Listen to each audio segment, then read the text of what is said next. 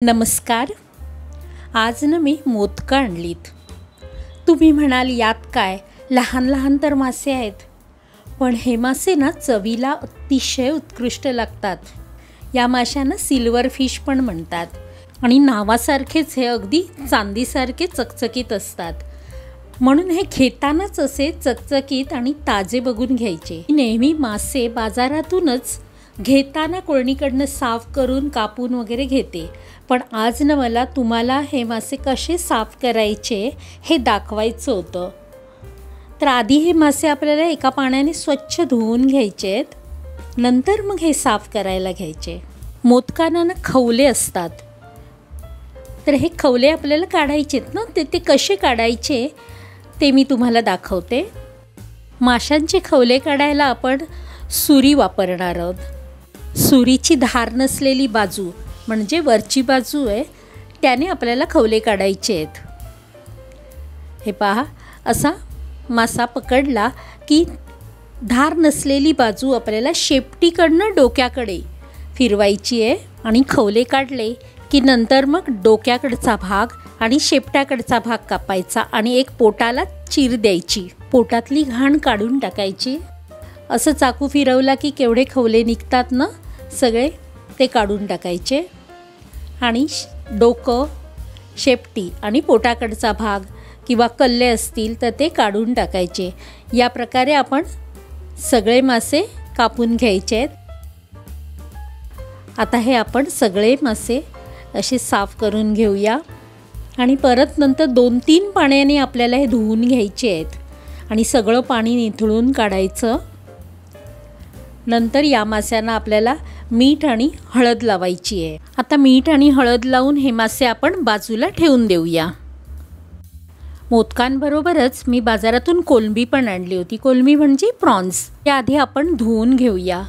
कोलंबी मी बाजारातूनच साफ करून घेतली, पण कोलंबीला एक धागा असतो, काळा धागा असतो, तो काढून टाकायचा असतो. ते त्याचं इंटेस्टाईन असतं, ते काढणं महत्त्वाचं असतं.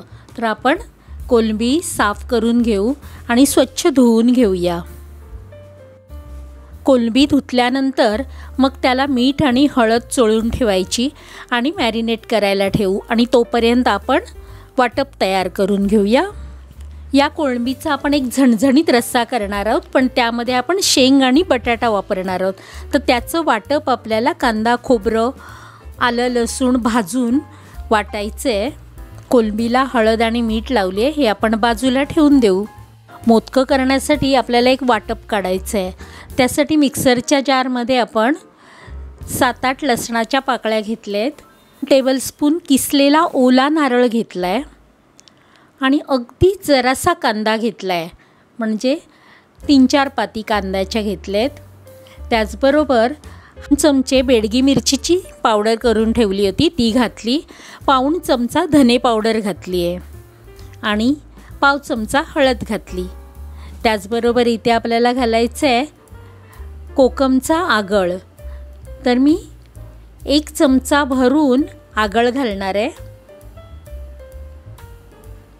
आणि हे सगळं मिक्सरच्या जारमध्ये घेतलं आहे ना, ते अगदी बारीक गंधासारखं वाटून घ्यायचं आहे. वाटून झालं की मग एक पातेलं घ्यायचं. या पातेल्यामध्ये आपण ही मोदकं घालायची आहेत आणि त्यावर हे वाटलेलं वाटण घालायचं.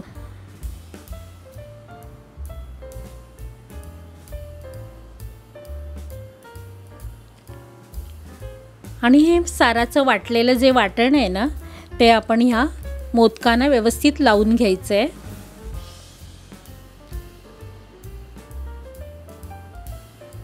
हे आपण अगदी घट्ट म्हणजे अंगाबरोबरच त्याच्या करणार आहोत, त्यामुळे आपल्याला जास्त पाणी घालायचं नाही आहे. पण मिक्सरच्या जारमध्ये अगदी 2 चमचे पाणी घालायचं आणि ते धुवून आपल्याला यामध्ये घालायचं, म्हणजे काय मिक्सरला लागलेली चटणी आहे ना, ती वाया जाणार नाही. आणि मोदकांना आपण आधी मीठ लावलं होतं, पण चवीनुसार अगदी थोडंसं मीठ आपण परत घालूया. आपण या माशांना फोडणी देणार नाही आहोत, तरीसुद्धा या पातेल्यामध्ये आपल्याला 2 चमचे तेल घालायचं आहे आणि हे पातेलं आपण गॅसवर ठेवूया आणि गॅस कमी ठेवून म्हणजे लो टू मीडियमवर ठेवून याच्यावर झाकण ठेवायचं आहे आणि 5 मिनिटं फक्त आपल्याला हे शिजवून घ्यायचे आहेत. हे मासे पटकन शिजतात. आता या कोलमीतली 8-10 कोलमी मी बाजूला काढते आहे. त्याच्यामध्ये थोडंसं आलं लसूणची पेस्ट, ही आलं लसूणची पेस्ट आहे ना घरीच बनवलेली होती, त्यामुळे ती मी फ्रीझरमध्ये डबा ठेवला होता, त्यामुळे पेस्ट जरा घट्ट आहे. या कोलमीला मी धने पावडर, आलं लसूणची पेस्ट आणि थोडासा मसाला लावून ठेवणार आहे. कोलंबी बाजूला ठेवून देऊया. आणि इथे मी आता 3 शेवग्याच्या शेंगा घेतल्या आहेत. त्याची सालं काढून त्याचे तुकडे करून घेते. सगळ्या शेंगांचे तुकडे करून घेऊया. आणि आपण गॅसवर मोदकं शिजायला ठेवली होती, ती पाहूया. आपली मोदकंही शिजलेली आहेत. हे बघा, असंच आपल्याला घट्ट चटणी करायची आहे. दाखवते मी तुम्हाला. ही जास्त हलवायची नाही आहेत, याचे काटे पसरू शकतात. हे पहा कसं छान, रंगही छान आला आहे आणि ही अशी चवीलाही एकदम छान लागतात. ते आपल्या शेंगा कापून झाल्या आहेत, त्या पाण्यामध्ये टाकल्या आहेत. त्यातच मी एक बटाटा साल काढून तुकडे करून घेते. या प्रकारे आपण आता बटाटा, शेंग आणि कोलंबीचा रस्सा करणार आहोत. त्यासाठी एक गॅसवर कढई ठेवली आहे. 1 चमचा तेल घातलं. तेल गरम झालं की मग त्यामध्ये अर्धा बारीक चिरलेला कांदा घातला. आता कांदा तेलावर परतायचा आहे. आणि कांदा आपला नरम झाला की मग त्यामध्ये एक बारीक चिरलेला टोमॅटो घालायचा आहे. टोमॅटो पण आपल्याला तेलावर नरम होईपर्यंत परतायचं आहे.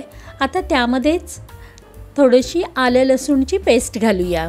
आलं लसूण तेलावर चांगली परतायची आहे. त्याचा उग्र वास जाऊन अगदी खमंग वास येईपर्यंत आपल्याला परतायची आहे.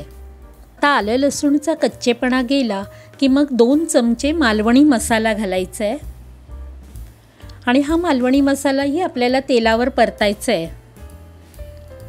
अगदी खमंग वास येईपर्यंत परतायचं आहे. यामध्ये आपण जो चिरून ठेवलेला शेंग बटाटा आहे तो घालायचा आहे. आणि शेंग बटाटा पण तेलावर चांगला परतायचा आहे, म्हणजे ह्या मसाल्यामध्ये व्यवस्थित घोळवला गेला पाहिजे.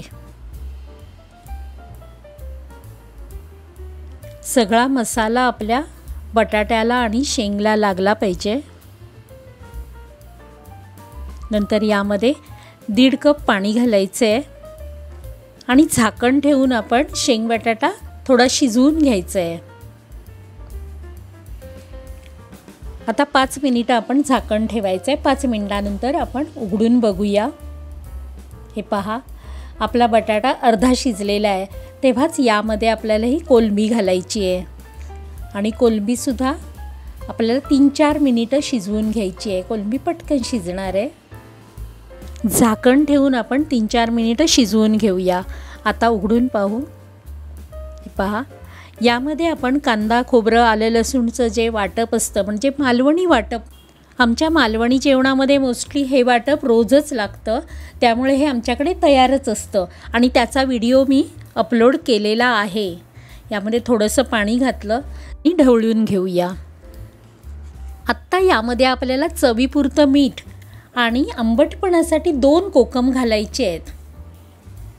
आणि झाकण ठेवून एक कड काढायचं आहे. 2 कोकम टाकले ना की ह्या रश्श्याची चव खूप छान येते.